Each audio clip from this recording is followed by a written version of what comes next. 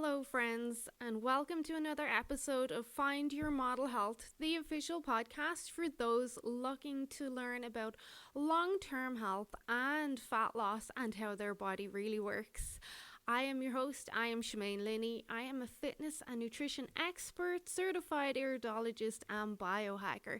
I hope you're keeping really well on this Saturday afternoon. Yes, I am recording this right now and we'll be sharing it really soon on February 13th. So it's the weekend of love, and I hope you're all feeling very loved up.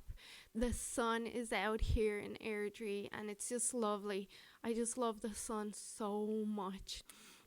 And this week's podcast episode is all about love for the week/weekend that is in it. We're going to look at the importance of love and how it affects your body and your brain, and maybe some negative effects that you want to look out for. I think in this time of our lives, for at least the last year, more and more of us need love than ever. So embracing any love that comes your way is going to be a great support for you during these uncertain times. And I hope this episode helps you maybe go out and look for some love if you're not in love already. So I really hope you enjoy this. But before I go on, I must emphasize that the information in these podcast episodes is for informational purposes only and should not be taken as medical advice. Please do consult your healthcare practitioner before making any lifestyle changes. So happy Valentine's weekend, Valentine's 2021. And right now you should be feeling lots of love in the air, especially that the cold temperatures have lifted and we're moving into spring and the days are getting longer and we have so much to look forward to, so much to be thankful for, and of course all the love that's in the air with this weekend as it is.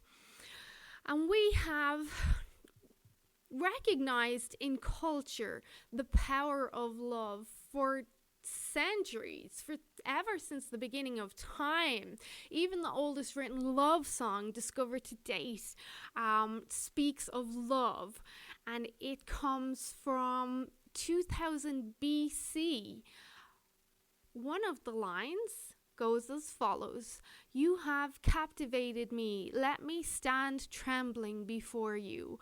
And that is from the love song for Shin Shu, which dates approximately 2000 BC, like I said.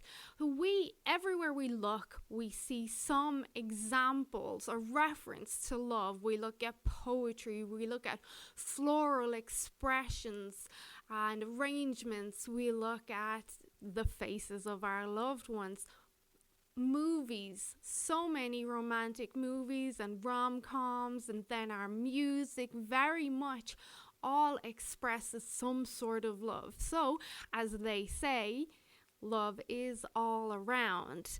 And even if Cupid's arrow didn't strike you quite that hard recently, most of us have been in love at one stage, and you will know the feelings that come with being in love and falling in love and meeting someone new that makes your heart flutter. But why does it do that? Why do we feel so good when we fall in love? Why does love, not even falling in love, but just loving someone really special, or loving your new baby or your new puppy or whatever it is, why does it make us feel so good? Well, there are many benefits to being in love. And love is very important. It is part of our survival.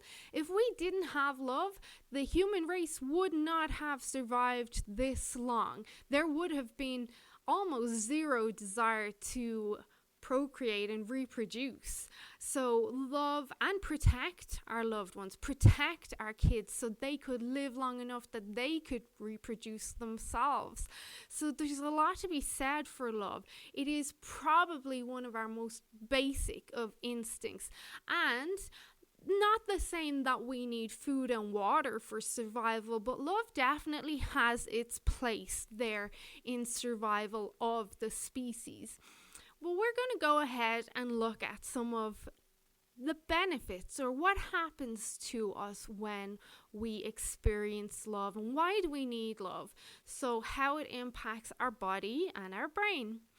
And love affects our body, firstly, in many different ways, whether it makes you feel butterflies in your tummy, or you get that cold, sweaty palms when you're about to meet someone that you recently fell in love with, or all those happy thoughts and dreams that you have. But they will all show up in your body because one of love's effects on our body is making us feel passion, and not just for the other person, but passion for life. But part of this is obviously the hormones that come into play. So the main ones there would be our androgens. So our androgens are our sex hormones, and that includes testosterone, which is our main one associated with passion. And testosterone increases your desire for sex with the person you love, and that brings us back to that reproduction and survival of the human race. So when we have this boost in testosterone, we want to have more sex, which can lead to a cycle that also reinforces the release of oxytocin and dopamine. And oxytocin and dopamine, most of you will recognize as, or have heard of these hormones as your feel-good hormones. And we'll look a little bit more at them in a while. But when we have this feeling of passion and love, and we boost all of these hormones, they only get further enhanced as that passionate love develops into a committed relationship. And that's where we see the benefits go further than just the survival and the sex and the passionate aspect of things. We see more long-term benefits start to align, especially when we're in that longer-term committed relationship. And I'm sure many of us know that older couple that have been together forever and they still are crazy about each other, and they fully understand each other and support each other, and they just get each other. And we all know someone like that. And these are the types of people that can experience benefits like decreased risk of heart disease, lower blood pressure, improved immune health, faster recovery from illness, and longer lifespan. There is research, and before I go on, if you want links to anything I quote here, any studies to reference, say the lower blood pressure or the longer heart lifespan, please do reach out to me. You can email me through my website, shamainsmodelhealth.com, or you can reach out to me on Facebook or Instagram too. But when we look at longevity, there is research that compared the death rate for single people to the death rate for people who are married or lived with their partners for a long time. And the review found evidence to suggest that single people had a much higher risk for early death. And that was shockingly 24% according to some of the studies. There was also, and this really comes home with me right now, a dear friend of mine had open heart surgery on Tuesday, and he is the nicest, sweetest man, and he is with his wife forever and a day, and they love each other so much and they get each other. But he had heart bypass on Tuesday, and now this 2012 study of 225 adults who had coronary artery bypass also found evidence suggesting love can lead to a longer life. People who were married when they had the surgery were 2.5 times more likely to still be living 15 years later. So, high marital satisfaction increased this rate further. So, the happier you were in your marriage and the more loved and supported you felt and the more content. So, pretty much everything was perfect. So, people who reported to feeling somewhat perfect in their marriage were 3.2 times more likely to still be living than those who were less satisfied. That is crazy. So, other benefits that the body can feel when we are in love or starting to fall in love is pain relief. So there was one study that looked at 15 adults in romantic relationships, and they established within the previous 9 months the participants experienced moderate to high levels of thermal pain while doing one of three things: responding to a word association prompt to reduce pain from previous looking at a photograph of an attractive acquaintance, looking at a photograph of their romantic partner. They reported less pain both when completing the distracted task and when looking at a photo of their partner.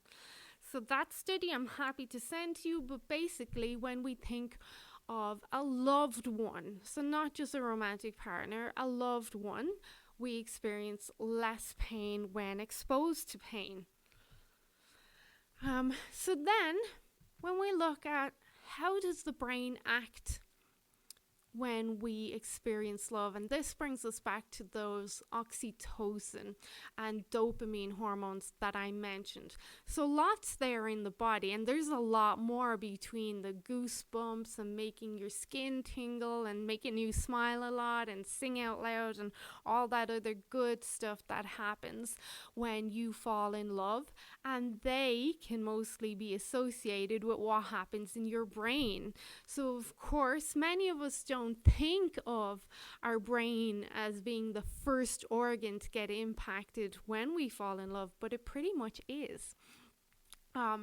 So the brain changes triggered by love affect your mood and behavior, and of course we know this, but some effects linger long past the first kind of rush of love, continuing to strengthen your commitment over time. So what are we looking at here? Well, some of the major effects that happen to your brain when you experience love. You obviously get that kind of giddy, childlike, over the moon kind of feeling. So that's euphoria. And euphoria can be traced totally back to that neurotransmitter dopamine. And this is your brain's reward, feel-good hormone. This hormone, believe it or not, actually helps you sleep better. So if you can boost dopamine right before bed, chances are you're going to have a better sleep. But your brain's reward system relies on this very important chemical, not just for love, but for everything in life. But there are some proven aspects of life that have been proven to get better when we have a lot of dopamine running through our system. So when we experience dopamine, we generally are more equipped to make good decisions in life, with our health, with our family, with our relationship. We're also usually more committed to whatever we have decided to show up for or commit to. And some things that can boost this hormone even more, not looking at herbs, not looking at supplements, there are a few, including chasteberry, but eating, for one, eating certain foods can boost dopamine because, of course, certain foods like sugars and carbs and cupcakes, they boost serotonin, which in return can boost dopamine. But another one is listening to music. I know we all have these few songs that just make our heart flutter. I know I do. I was saying to my sister last night, check out this piece of piano music. It's It's just like, oh, my heart. I just love that song. Then, of course, there's having sex and being close to someone that you love. That's going to boost dopamine. And then there's just seeing people you love. And this is so important. And this is a big problem, dare I say, around the whole masking agenda these last few months.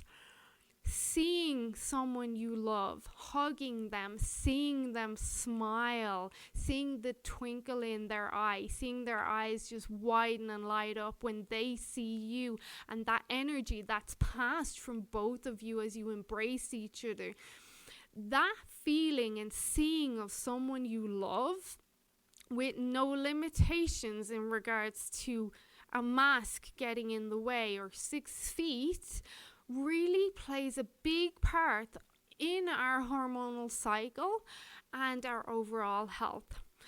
But moving on, simply thinking about the object of your affection may be enough to trigger a dopamine release. Kind of like when I think about Purdy's. I think, and I can't back this up because I haven't tested it with blood or anything, but I think I do get a slight dopamine release when I think about Purdy's. But you know what? For sure, when I see my clients like happy, when I see them celebrate, I definitely get that dopamine because it's that feeling of pleasure. So I suppose we could add that to eating, listening to music, sex, seeing people you love. Helping people feel good would be another point there. And you get that reward feeling in your brain. And researchers believe that this cycle of this reward system plays a huge part in the mating behavior, which to me, I'd be like, yeah, that's kind of obvious, because obviously you're going to want to mate more if you have all these lovely hormones running around and you're feeling all happy and fluffy and passionate. But what else happens in your brain? Well, when we are in love and then we slowly get more comfortable into those long-term relationships, we obviously get that dopamine shifting into the field of attachment and security. And this is where we see our oxytocin levels start to surge. So then our oxytocin starts to boost those feelings of attachment and safety and trust even more. And this is why you probably feel comfortable and relaxed in the company of a loved one or a partner, especially once your love makes it past kind of that early honeymoon rush phase. Then these feelings seem to get even stronger after touching and hugging and cuddling and kissing and sex. So that's why that oxytocin hormone is nicknamed the love hormone, because it gets boosted. One recommendation I have made to my clients in the past when they are extremely stressed and inflamed is I will recommend, and the majority of my clients are female. I do have some men, but the majority are female. So I will recommend, hey, can you go and try have some sex tonight and make sure that you orgasm. When we orgasm, we get this huge release of oxytocin, which then pushes down. So it spins down stress hormones really fast, which pushes down your inflammation, and then of course promotes sleep and healing and repair from there. So that's another thing is orgasms can really be beneficial for boosting that oxytocin hormone, along with the cuddling and the kissing and the hugging and all that. When we move on from those feelings of attachment and security and trust, and then as a byproduct that reduced inflammation and lower stress levels, we see that when people are in love, the brain tends to be not as stubborn, not as reluctant to compromise or making sacrifices. If anything, depending on the sacrifice, some of us are a bit more motivated, especially if we're starting to date someone new. We may be more motivated to stick to, say, a new diet or fat loss campaign because we want to look our best for this new person. And I know it's not all about how you look, but this is what we do. So those sacrifices can range from small, like going without a meal to lose some weight, or even going with a certain paint in the kitchen instead of the paint that you really like, to life altering sacrifices. There can be some really big sacrifices that get made when you're in love. For example, you might move across the country, even to a different country, to support your partner in their lifestyle decisions or their career. And then as your love and relationship flourishes, you might find yourself more willing to make sacrifices. And it's believed this happens because partners tend to become more synced up. Partly thanks to that is our vagus nerve, which I've spoke a lot about. And your vagus nerve begins at the nape of your neck and goes right down your body, kind of like a tree. It spreads out across your body and also into your tongue. But it plays a role in everything from your facial expressions to the rhythm of your heart.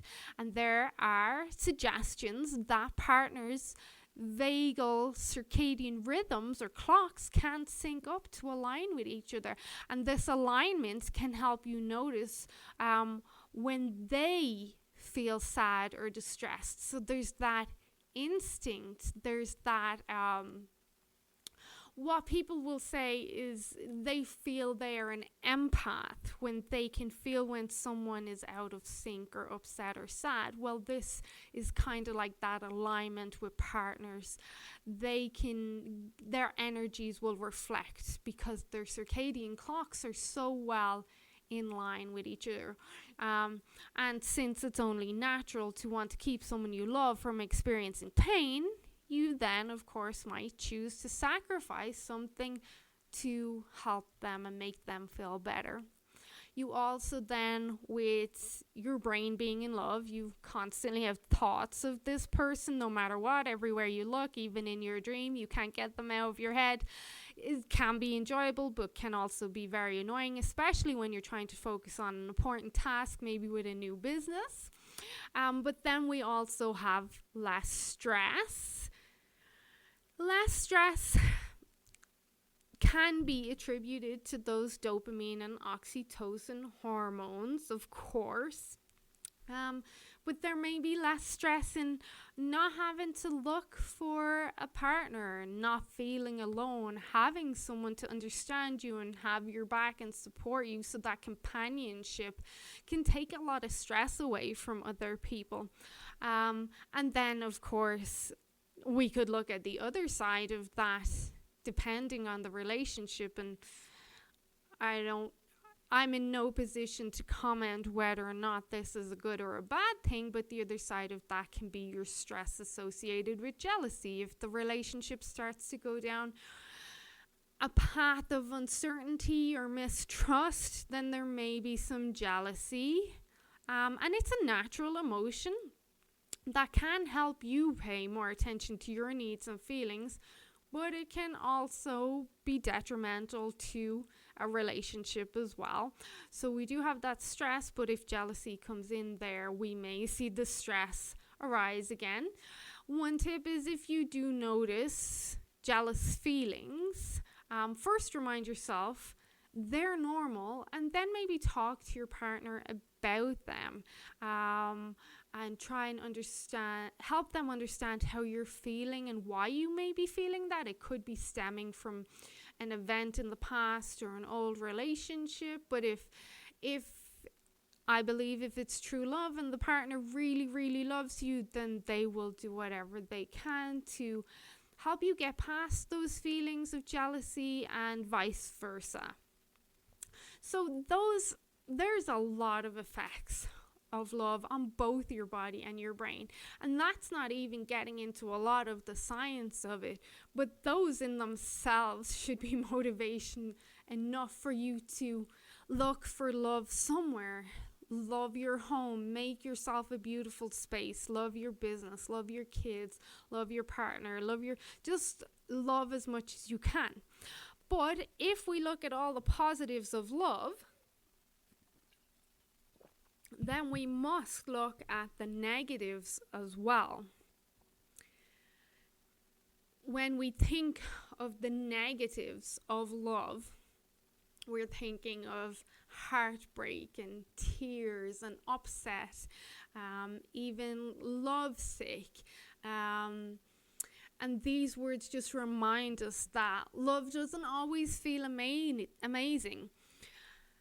Having an awareness of love's less than positive effects can make it easier to keep an eye out for them so they don't cause you too much harm or issues even with your health further down the line. So we do want to have an awareness, because sometimes in the beginning we're in love, and then, as they say, love can blind us, and maybe that love's not the right thing for us, especially if it's making us sick and not feel good and making life harder for us every day. So we looked at that stress in regards to jealousy. When we look at long-term relationships, the stress can tend to decrease over time, but that really depends on the relationship and how stable it is. And I believe the history of the relationship too. Some things can happen in the history of a relationship, and no matter how much you want to try and get past them and make things work, the damage has been done and it can't be undone. And that can cause some stress. So if you can't get anything done because you're waiting anxiously for the next bit of bad news, or you're wondering why they haven't called or whatever, again, you may want to discuss that with them, but maybe reassess what's going on in the relationship overall. And then in regards to physical, like your body symptoms, when we look at the negatives, well, firstly, if you are experiencing the jealousy and the stress of the relationship, then your body is going to respond by producing norepinephrine and adrenaline, and then cortisol. And now we start to see some issues with elevated cortisol. Maybe we see some binge eating. Maybe we see some irritability, inability to focus. Then sleep issues start to happen. Then you're tossing and turning because you're worried about maybe what they're up to. But if it's not all positive or negative, if it is a positive relationship so far, you could be tossing and turning because you can't get that special person out of your head. You maybe are wondering how they feel about you. Maybe you've already discovered they feel the same way, but don't know when you'll see them next. And all of this can be agony, whether or not it's positive or negative. Even that butterflies in your feelings, so that anxiety in your stomach, that can keep you up at night.